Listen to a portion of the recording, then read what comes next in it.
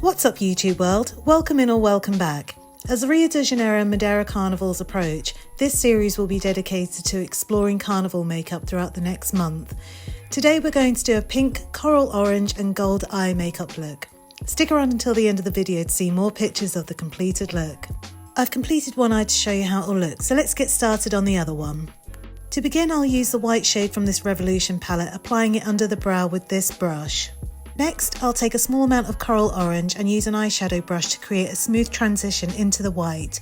Using a swiping motion, I'll form a rounded edge with circular buffing, adding more product closer to the crease as needed. Following that, I'll use a pink shade from another Revolution palette, applying it lower than the first colour with a similar technique using a different brush. I'll then use a short brush to apply the pink under the lash line and blend it into the outer corner of the eyelid. Turning to the coral orange, I'll use the same brush to blend around the outer edge and along the bottom outer edge.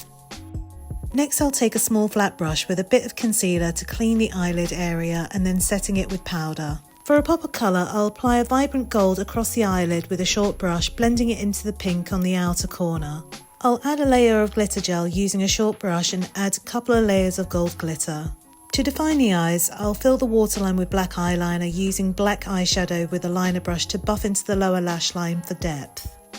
I'll apply tape along the lower lash line, then use a liquid liner to create a clean winged liner before removing the tape.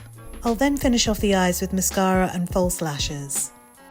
For the face, I'll contour with this brush, then a large rounded brush for the blush. I'll highlight the cheekbones and nose with a semi-fluffy brush and use a liner brush to apply highlighter to the Cupid's bow.